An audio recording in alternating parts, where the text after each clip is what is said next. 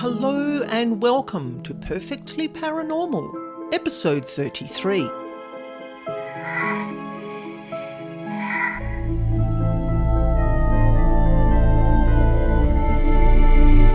My name's Annaschmidt and I'm here every week to share with you true paranormal encounters and information about devils, demons and dark energy beings that no one else talks about.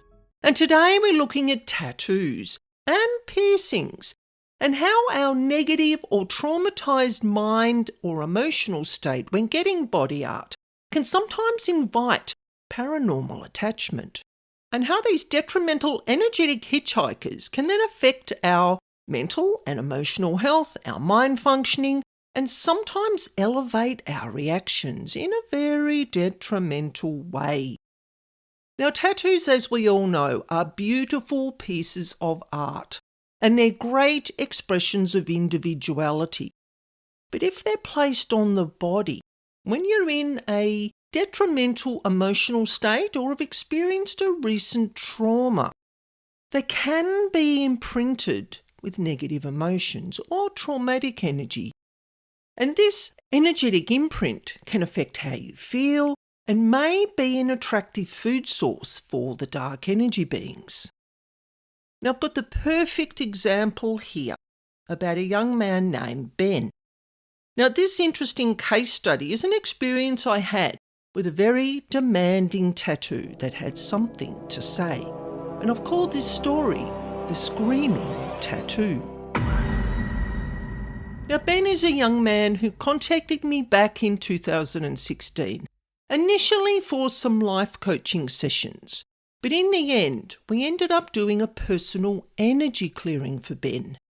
Now, while we chatted via an online platform, my attention kept getting drawn away from Ben's face to the very large black skull tattoo that sat at the front of his neck, and it was located just below his Adam's apple and sat above the neckline of his white t-shirt. Now, I know that when I kept getting pulled away to look at a location, so whether it's within a property or a person, the energy in that location has something to say, and it won't stop until I do the investigation work. Now, as I was talking with Ben, this frightening energy within this tattoo was literally screaming in my face. My head was pulsing and I started to develop a massive headache to the point where I couldn't focus on what Ben was saying. So I asked Ben about the tattoo, and he said that it was inked onto his neck when he was going through a highly traumatic time in his life. At first he loved it. He thought it was great.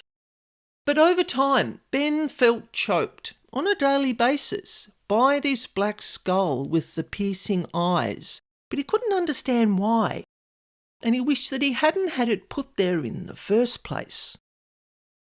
I asked Ben's permission to tune into the energy present within the tattoo and see what it had to say, what it wanted to tell me. And I didn't tell Ben at that point that there may be paranormals, as I call them, present in that tattoo area. But I had a feeling he knew, but he just didn't want to verbalise it. He didn't want to make it real. So as I focused and connected to the very large build-up of traumatic emotions on that part of Ben's body, I found two demonic level energy beings present within that location of the tattoo. Initially, they tried to cloak themselves so I wouldn't see them, but I just talked to them like I'm talking to you now. I find that they respond to respect. I treat them with respect, and by universal law, they have to treat me the same way. Well, at least 85% of them do. Now, I did the detective work, finding all the negative imprints and the trauma imprints, and I cleared their attachment at that location. Once they were removed and all that residual energy was removed from those imprints, the demonic level beings were simply like, we don't want to be here anymore. You've found us. You removed our energetic food source. We just want to leave." And they simply left Ben's physical body and went back out in the environment. Now, a day later, Ben contacted me to say that he felt much better in the mind and also the body, and there was no more choking sensations in his neck area. He didn't quite believe what I told him. I'm very honest with people with what I find when I do these energy clearings. I will detail the types of emotions or the trauma imprints, the types of paranormal beings. And you know what? It's okay if people don't believe me, as long as the results help the client. Now, 6 months on, Ben has now had this tattoo removed, along with a few others that were present on his body, which tells me that he kind of does believe in what I did. And he's since improved his whole outlook on life, choosing to talk about his problems with counsellors now, instead of tattooing his issues onto his body as a constant reminder. Now, I must say that not all tattoos will attract dark or demonic level beings. It's the state that the person is in when the artwork is imprinted onto the body, and the type of artwork that you choose will sometimes attract these paranormal beings. But I do appreciate tattoo art as much as the next person. But if you choose to have tattoos, think about what draws you to have them. Are they art and self-expression? Or are they a coping mechanism for pain and suffering that you've experienced in your life? So now in the second part, we're going to look at body piercings. Now, this information is similar to what I've just shared in the tattoo section. You've got to think about your state of mind or life happenings when getting a piercing, as it may create lingering personal, psychological or emotional side effects. If you're going through trauma, mental health issues, or if you're in a strong negative emotional state, please see your doctor, see a counsellor, and wait until you are more mentally and emotionally settled before getting your piercings, as my friend Lily found in the following experience. And I've called this story Lily's Live-In Guests.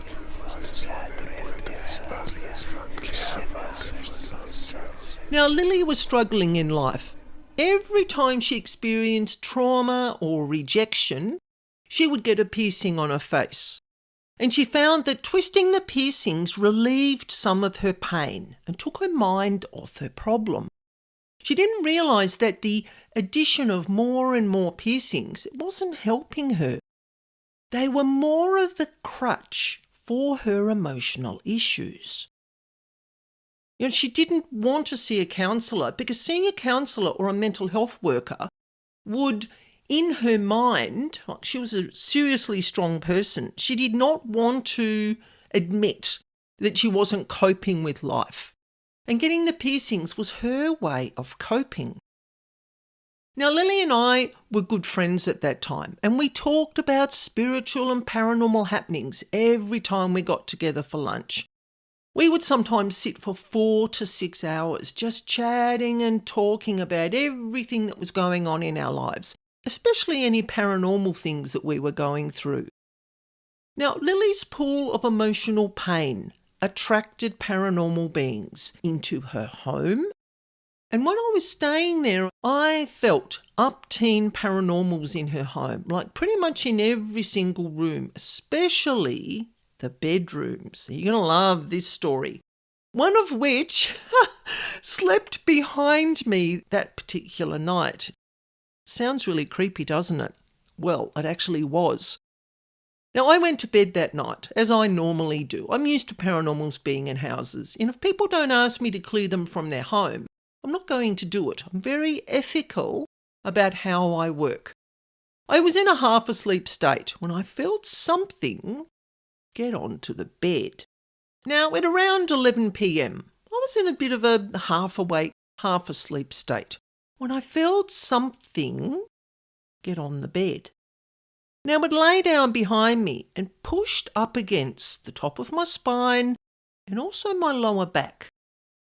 Now this made me wake up. I'm just lying there observing. I love observing paranormal. It's the paranormal addict in me. I can't help myself. Now Lily had Labrador dogs. They were very large dogs, and I just assumed that I was sleeping where one of the dogs normally slept. And he'd simply got onto the bed and laid down. And I didn't think any more of it. Now I didn't move or look to see if it was one of the dogs, because these dogs were quite excitable. And at 3 a.m, possibly waking up Lily was not on the cards. I didn't want to cause any kerfuffle in the house. So I just slept on and off all night with this strong pushing on those two parts of my back. Now it was interesting because nothing else happened. There was just that pressure on the top of my spine and in my lower back.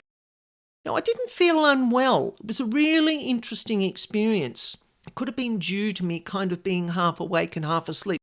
But I didn't have any headaches, didn't have any brain fog. It was an interesting experience. Now, this is really funny. Seriously, I just stood there. When I got up and went to the kitchen, I just stood there with my mouth open.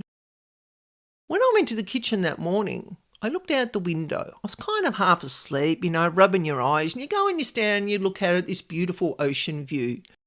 So I'm looking out this window and I could see both dogs were asleep in the shed. Yep, you heard me right. So what was behind me in the bed? Now, Lily and I were fascinated with what happened. She said she'd never experienced anything like that. I find... Oh, this is funny. I'm a bit of a paranormal Pied Piper or a paranormal magnet. I haven't quite come up with a great term for it yet. But wherever I go, I seem to attract these paranormal beings. They don't hurt me. They just give me these interesting experiences so I can share them with you. They're just so funny. Seriously, I'll never forget the pressure on my back that night. Now, we just talked about this probably for about 2 hours. Over breakfast, and it kind of verged on into lunch. Now, Lily's life improved in the next 2 months as she'd studied teaching and had been accepted into a local primary school. She, of course, had to remove all the piercings, and she told me that she didn't need them anymore as life was looking up. Now, I haven't seen Lily for years now, and I do wish her well, and I often wonder if she still has the paranormal bed sharer in her home. Now, I hope you've enjoyed these experiences that I've shared today. So in episode 34, I have an interview for you, but it's not with a living person. Oh my goodness, the things I go through. I mean, seriously, are you curious?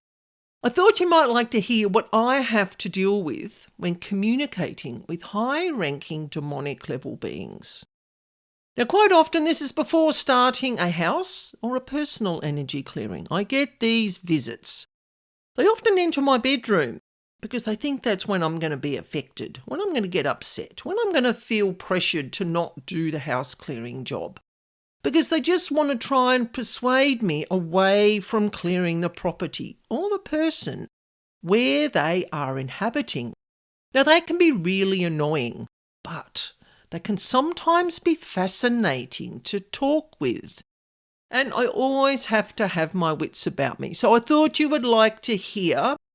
So what I've done is I've written down what this being said to me. I sat up one night and I had my iPad. I was there in bed and I thought, right, I'm just going to write down what's going on. I just want to share this with people. People have to hear what energy workers go through. And sometimes this is on a weekly basis. So thank you for joining me today. And don't forget, if you want to share a paranormal experience just with myself, or you would like me to share one of your experiences through my podcast, you can do a voice recording or you can write out your experience and I will read it exactly as you have written. Email me at spiritualbeing44@gmail.com. And for information on paranormal house clearing, you can visit my website, Spiritual Being. You will find the address in the description box. And I look forward to sharing this spooky space again with you next week. And remember, life is perfectly paranormal.